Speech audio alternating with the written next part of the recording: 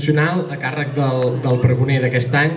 Aquest any presentar-vos el pregoner, que hem optat per el torellonenc Salvador Sala, periodista i excorresponsal de TV3 a Washington i a Brussel·les, que segur que el coneixeu, si més no, en moltes èpoques a través de la pantalla, no? però que torna, és de Torelló, no? I per tant hem cregut que era important que fes el pregó d'aquest any. Endavant.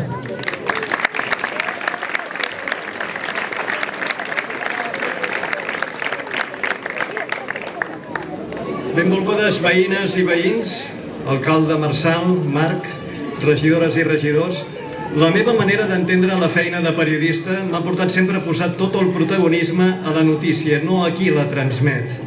Per això entendreu que preferiria estar fora de focus, amb un bloc i un bolígraf per aquí entremig de vosaltres, seguint el pregó d'una altra persona. No patiu, no marxaré corrents. És un honor poder estar aquí. En qualsevol cas, en aquest pregó intentaré parlar com un periodista que vol compartir algunes vivències i les conclusions que n'he extret. Durant els meus anys de professió he viscut molts 11 de setembre, la majoria a Barcelona, tot i que el que ha marcat més la meva trajectòria professional va ser l'11 de setembre del 2001 a Washington amb els atacs terroristes a les Torres Bessones i al Pentàgon. Però això és una altra història. Tornant a la diada, m'ha tocat molt sovint cobrir directes per TV3 davant del monument de Rafael de Casanova a Barcelona, a la cruïlla de la Ronda de Sant Pere i al carrer Alibell, on els partits i les entitats fan la tradicional ofrena floral. Feta l'ofrena, els líders s'acosten a la zona acotada pels periodistes per llançar els seus missatges. Uns missatges que, tot i tenir punts comuns cada any, els periodistes en busquem la lectura més actual. Cada any hi ha temes que tenyeixen la diada. Aquest any serà la sentència del Tribunal Superior de Justícia de Catalunya, laminant el decret del govern aragonès que blindava el català a les escoles. A la tarda el tema serà el nombre de gent que participi a la manifestació de la tarda. Es buscarà pels de sempre menystenir-ne la convocatòria i afirmar que el moviment independentista està mort. De fet, aquesta jornada és molt més que una mirada al passat o a l'actualitat del moment. És una afirmació col·lectiva del que som, del que defensem i del futur que volem construir plegats. En aquests moments de replegament, l'1 d'octubre de 2017 i el referèndum semblen molt llunyans en el temps, hem de recordar més que mai aquell 1714 no com una derrota, sinó com un símbol de resistència, de persistència i de dignitat. Avui, 3 segles més tard, les formes de dominació han canviat, però la voluntat d'imposar un model uniforme i centralista de l'estat espanyol continua ben viva. Ho veiem cada cop que es menysté el català, cada cop que es limiten les competències de les nostres institucions, cada cop que es nega el dret a decidir lliurement el nostre futur. Tot això no ens ho esperàvem en els primers anys de la transició democràtica. Cada dia penso que és més encertada la frase del gran mestre de periodistes que era Manuel Vázquez Montalbán. Contra Franco vivíem millor. En aquells anys de la transició em vaig fer tips de seguir mítings de tots els partits polítics. Es posava l'accent en guanyar la democràcia. Hi havia una unitat d'acció entre les forces polítiques democràtiques de l'Estat. La catalanofòbia, si hi era guardada al rebost. Raimon i Lluís Llach triomfaven a Madrid, cantant en català. Llibertat, amnistia, estatut d'autonomia era el lema dels nostres carrers. I va venir l'intent de cop d'estat del 23F i alguna cosa es va trencar. Pocs dies després, les cambres legislatives espanyoles aprovaven la LOAPA, la llei orgànica d'harmonització del procés autonòmic. S'instituïa el cafè per a tothom, tots amb uniforme, una visió de la igualtat tan particular com desigual. En tot cas, a Catalunya, després del Ja soc aquí de Tarradellas, van venir els 23 anys de Jordi Pujol a la Generalitat. El peix al cove va ser la política a seguir. Després, la Generalitat del primer tripartit amb Pasqual Maragall president, que també va veure com fracassava el seu intent d'aprovar un nou estatut i el de federalitzar l'estat espanyol. Recordeu la Pollaré de Zapatero? Tot seguit, José Montilla i el segon tripartit. Després va venir Artur Mas, que es va trobar amb l'explosió independentista als carrers i que va impulsar la consulta del 9-N. Puigdemont president, a continuació vindria una mena de miracle unitari, la coalició Junts pel Sí amb Convergència i Esquerra i les entitats sobiranistes compartint llista electoral.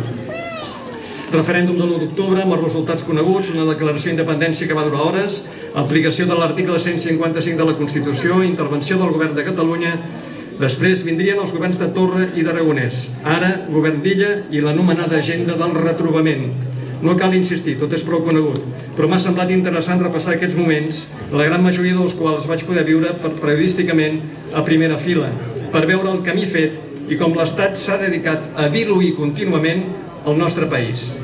Les manifestacions milionàries dels 11 de setembre van forçar la classe política a posar les urnes després que l'estat espanyol descobrís, amb la ràpida i eficaç actuació dels Mossos, arran dels atemptats de les Rambles, l'agost del 2017, que el país estava més que preparat per assumir la independència. Sempre he pensat que aquest moment previ a l'1 d'octubre, Espanya es va espantar. Va pensar que Catalunya estava a punt de dir adéu.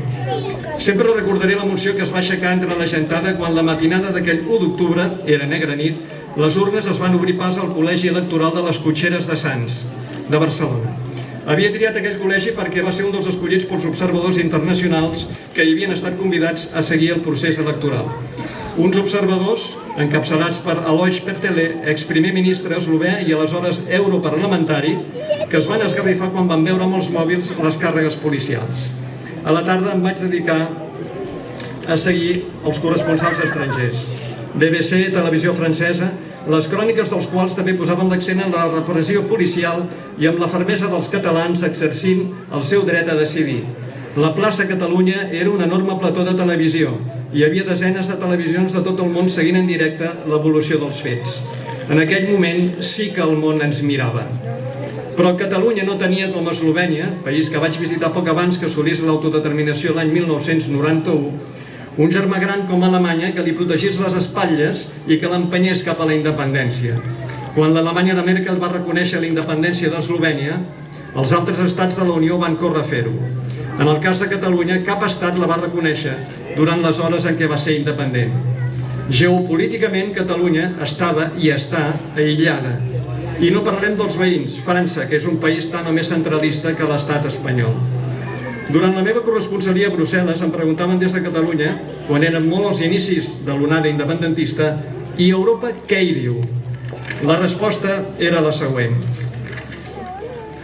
Europa era la següent, i no se l'acabaven de creure els meus interlocutors catalans. La resposta era: Europa es posa de perfil, arronsa les espatlles i es limita a dir que és un afer intern de l'estat espanyol. I aquest mantra de l'afer intern, que és una manera de dir que se'n renten les mans i que es farà el que vulgui l'estat espanyol, avui és tan vàlid com ahir. Al capdavall, Europa és un club d'estats. Així que, sense un germà gran com Alemanya, en el cas d'Eslovènia, i amb una Europa de perfil, Escòcia hauria pogut canviar les coses en el seu referèndum del 18 de setembre de 2014. Tinc molts dubtes que una victòria de l'independentisme escocès hagués comportat la sortida automàtica d'aquest país de les institucions europees, tal com amenaçaven la Comissió Europea, Merkel i altres governs europeus. Ho hauríem hagut de veure. I això és política ficció? Una Escòcia com a punta de llança de l'independentisme hauria marcat un precedent i potser hauria fet que Catalunya hagués jugat més fort amb les seves cartes i la independència hauria anat més enllà que d'unes quantes hores simbòliques. M'agradaria trencar un mite. Es diu sovint que durant el procés independentista Catalunya no havia preparat res per construir el nou país. Ho heu sentit a dir moltes vegades. No hi havia estructures d'estat. No és ben bé cert. La Generalitat va encarregar a Carles Viver i Pissunyer, catedràtic de Dret Constitucional i expresident del Tribunal Constitucional espanyol, que dirigissin el llibre blanc del procés sobiranista. Hi van participar experts en tots els camps: Hisenda, pensions, infraestructura, sistema judicial, energia, defensa, molts dels quals vaig entrevistar. El llibre blanc era tot un full de ruta per fer efectiva la independència. Pel que fa a l'economia, els experts van calcular que Catalunya necessitaria, mentre s'estructurava la hisenda i el sistema fiscal, uns 5.000 milions d'euros al mes per cobrir les necessitats de tirar el nou país endavant. Però tot això, desafortunadament, no s'ha pogut aplicar. I davant l'escenari actual, és més que mai que els partits catalans entenguin una cosa fonamental. Només des de la unitat podrem defensar amb força i claredat la voluntat democràtica del nostre poble.